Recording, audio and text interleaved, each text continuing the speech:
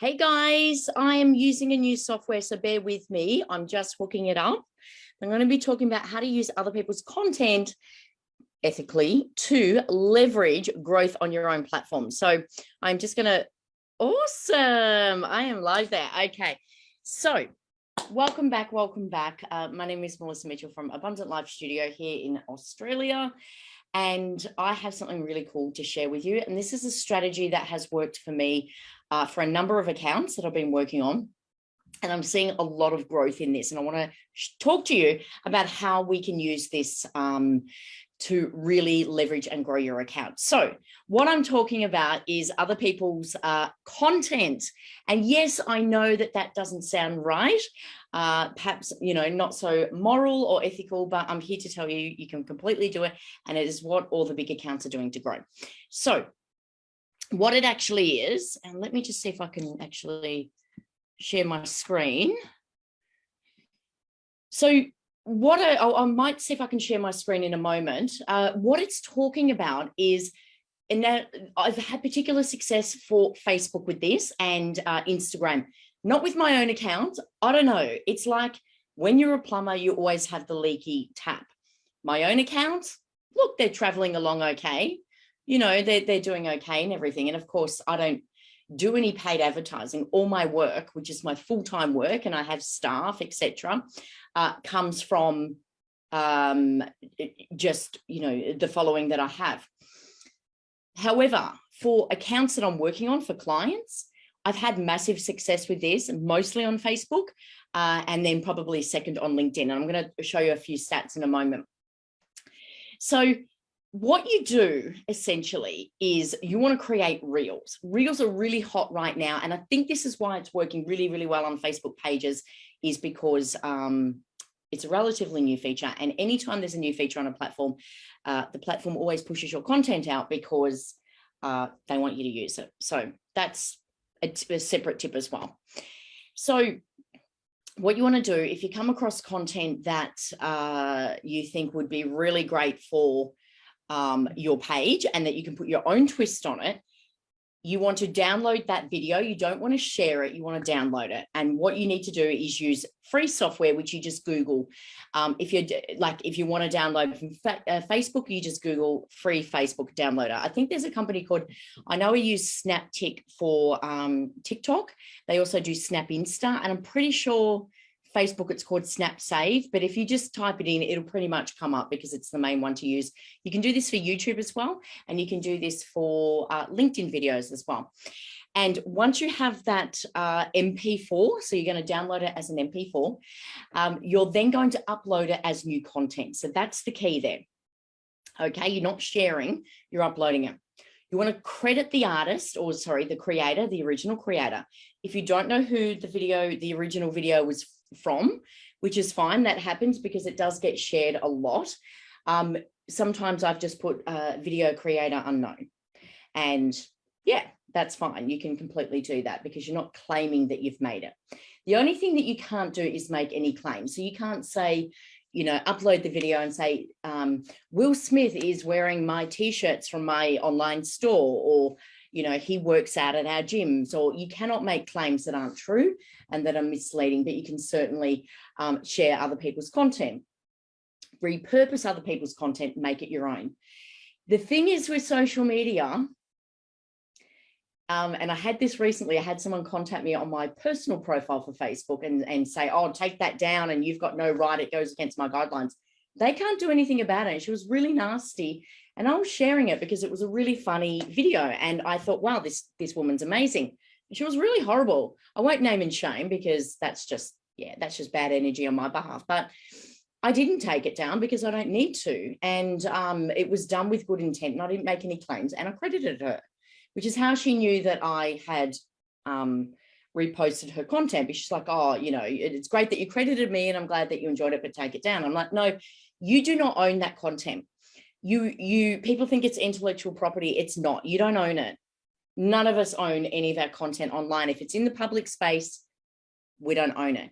What you can't do is, if someone was to post up a post about how, a system that they've designed, like not that I would, because I I can't give my secrets away unless someone is working with my agency, but let's say I posted up my organic strategy, right? I'm going to give you some tips today, but let's say I posted up the whole shebang of it. Sorry, I'll just turn this around. The whole shebang and said, this is how I do it, and blah, blah, blah.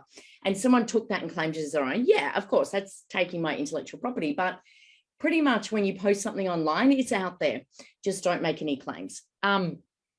So you want to credit the original owner, content creator, and make it your own.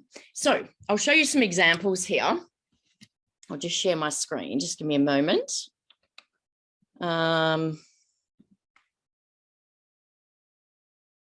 Actually, hopefully this works. Don't look at my desktop, everyone. And stop share, because that's that's how my brain works as well. I'm going to be honest. That's how my brain works. Yeah. Is like tabs on a computer. I'm going to be completely honest. Okay, I'm screen sharing here. So first of all, I want to show you my sister's business that I work on. Instagram, resume your journey. I'm going to show you the power of this journey. What is going on there? Hang on, Instagram. Let's just go into Instagram there. And I've got some really great examples for Facebook as well. So just excuse me with this at the moment. Okay, so slow, the internet. We're going to log into Instagram. I'm going to show you something that I repurposed that has done incredibly well. So this is an account that I look after. Now, you don't have to have the biggest following to monetize your accounts. Don't get hooked up, like you're going to see these views and everything. Don't get hooked up with that, because if you're targeting the wrong audience, none of it's going to matter. None of it matters. You know, I've got maybe, I think 10,500 on TikTok, but they're targeted. So I make money from that. LinkedIn, 90% of my income comes through. There's no point building these hordes of followers for what? You haven't monetized it, but I'm going to show you the difference, how to do it differently. This video here, I'm not going to, oh, well, yeah, you can see that. It's quite a disgusting video, actually. I really hate it because of the, yeah, it's really disgusting. Now, this is up to, actually, I don't think I can show you. It's not showing the views because I'm doing it from a desktop. Last time I checked, which was about an hour ago, it was almost at 80,000 views.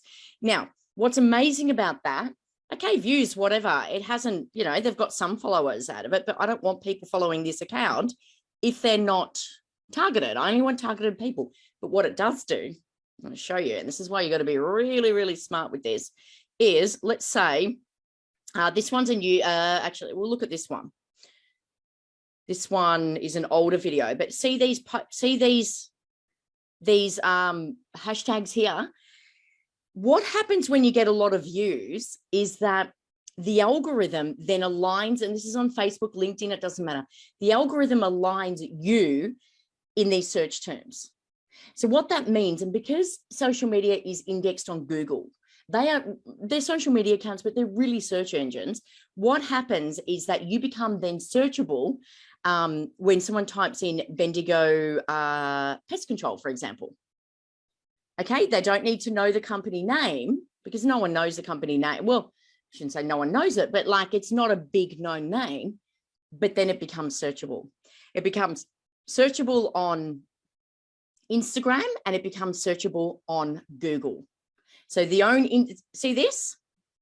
Bendigo pest control. Now, this is a very small hashtag, okay? And I've only used this tag 23 times. But look, these are all posts from this company. So basically now, because obviously I don't use Bendigo pest control on all of the posts. If I tapped on the other ones, you'll see as well. But basically that now is indexed in Instagram or Facebook or whatever account you're on. Or when you go into Google, it's going to come up as an Instagram post to say, hey, here's a company. So it's really smart. If you want to do this the really smart way, that's the best way to do it. Let's have a look here. Let's go pest control Bendigo. Now, this has only been up for 3 days, so it may not be indexing yet because it can take a little bit of time. No, look, this is this company. This is the same company. This is the same company. This one's not. So this is a competitor. So we've pushed them all out of the way because I'm consistent with it. These are all VIP pest control. So it's a no-brainer. Get views on there, but target the right audience so that it comes back to you this way. Now, if you're doing this on Facebook, let's have a look there. Well, to say, actually, I won't share that because it's the same on Facebook. If you're doing this on Facebook, it's exactly the same, guys. You're going to be indexed not only for a Facebook search, but for Google. But most people don't go onto Facebook or Instagram and search your company, but you will come up because you're sitting at the top on Instagram or Facebook or LinkedIn, but you're also sitting at the top in the Google search because Google will index your social media. So it's a really smart strategy. Get really, really clever with it, guys. Really think about how you can leverage someone's content. And the other thing is, I wouldn't use overly viral content. Now, when I posted that video, it was starting to go viral. I'm not saying that's the key because I had posted content before that was around 30,000 views. And I think that this is another client's account is up to about 250,000 views.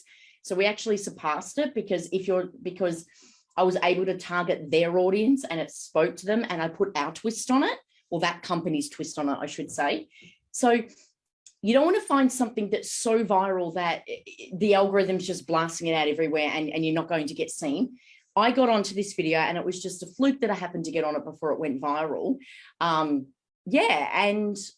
People saying, oh, have you seen that video online? I'm like, yeah, I posted it. And, it's got 80,000 views. So they've probably seen one of those posts. As I said, my own Facebook account that I'm streaming to here, I don't know whether I'm too invested in it or what, but, I have had big views, a couple thousand and that sort of thing. But generally, no, it doesn't work for me, but I can do it for clients. It's always the way, isn't it? I think when you're too close to something and you give a little bit too much, you probably, less is more sort of thing. But for my clients, yeah, another post that I've done with a repost, almost 700,000 views. Seriously. Now, if you do get these views, it is always a good idea to repost that a month or two down the track as well. If it's not overdone, that rat video, I think, will be overdone. But some of the other posts that I've done that aren't typically viral, but went viral for my clients I would repost them and use different hashtags and start to get featured in now those hashtags. Using smaller hashtags, it's a really good look. Still use some bigger ones, but you want to be searchable on Google, and that's how you're going to do it. Part of my strategy, very small part of my strategy that we do for organic marketing. So if you got value from this, make sure you subscribe or follow. And of course, check out my other channels, depending on where you're watching this from. Obviously, this video is live right now on Facebook, but I am also on LinkedIn, YouTube, TikTok, Instagram, Pinterest, and now Twitter. And the reason why I'm using Twitter is because, again, it's a search engine.